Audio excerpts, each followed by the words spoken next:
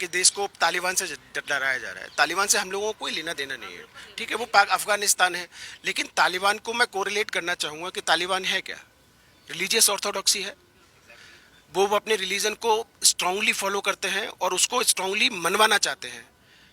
तालिबान को प्रोपोगेट भारत में कर कौन रहा है? रिलीजियस ऑर्थोडॉक्सी की तरफ लेके कौन जा रहा है? मैं अडामेंट हो जाऊं अपने रिलीजन को लेके, बात बता कौन रहा है? मैं तालिबान को पैर जमाने के लिए कह कौन रहा है हिंदुस्तान में? मुझे तालिबान के नाम से डराया जा रहा है, लेकिन तालिबान का पैदा लगा भारत में कौन रहा है? हिंदुस्तान में लगा कौन रहा है? वो रिलीजियस ऑर्थोडॉक्सी है, वो कॉन्स्टिट्यूशन नहीं मानते हैं।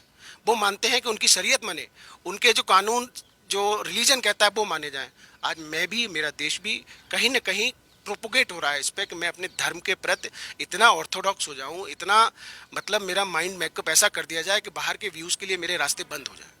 स्कूल्स बंद हैं, सारी चीज़ें बंद हैं, क्यों नहीं खोल देते हैं आप? कोरोना, यहाँ इतने सारे लोगों में किसी में कोरोना नहीं है। मैं बगैर मास्क के रोल रहा हूँ, मेरी बेटी उड़ रही है बगैर, स्कूल भी जा सकती है। 2 साल में पिछड़ा भारत 20 साल से पहले वापस नहीं लौटेगा। आप किसके नाम पर डरा रहे हैं? रिलीजियस ऑर्थोडॉक्सी वहाँ रहने दीजिए उसको। आज पाकिस्तान के नाम पे आप डराते हैं, आपको पाकिस्तान का एयर स्पेस यूज़ करना पड़ा।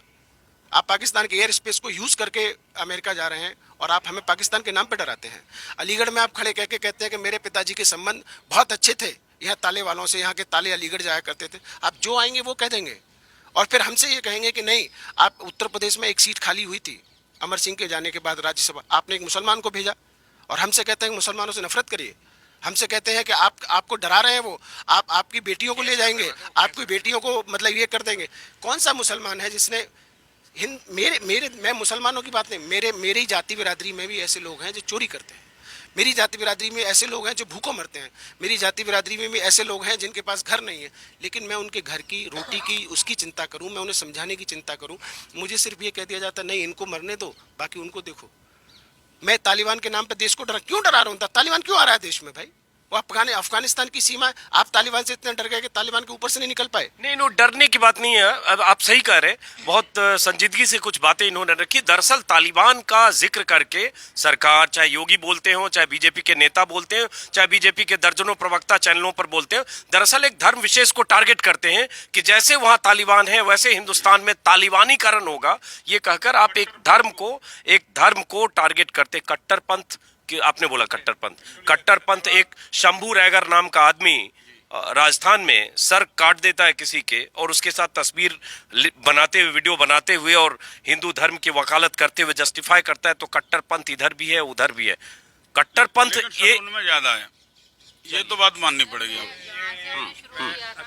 अतिवाद हो, उग्रवाद हो, कट्टरवाद हो, एक ही चीज के तीन तीन पहलू हैं, चाहे कहीं भी हो, और हिंदू का हो या मुसलमान का हो, अतिवाद किसी का ठीक नहीं है। बहुत अच्छे से जानता हूँ, मुझे आज भी याद है कि जब बाबरी मस्जिद शुरू हुआ था, कर्फ्यू का टाइम था, तो हमारे पूरी कॉलोनी के अंदर 2 मुस्लिम फैमिलीज थी सर।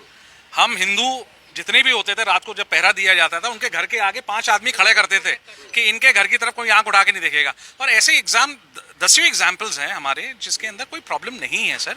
लेकिन सबसे बड़ी प्रॉब्लम यही है कि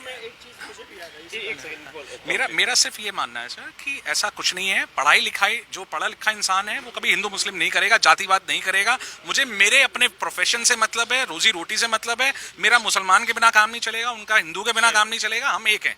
लेकिन वही है कि चुनाव में इसको कोशिश तो की जाती है कि शमशान कब्रिस्तान चुनाव के समय जिक्र आता है ना। वो लोग जिक्र करते हैं और हम लोग उसका ही वो बनते हैं।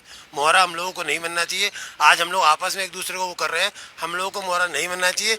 आपस में एक दूसरे को सपोर्ट करके चलना चाहिए।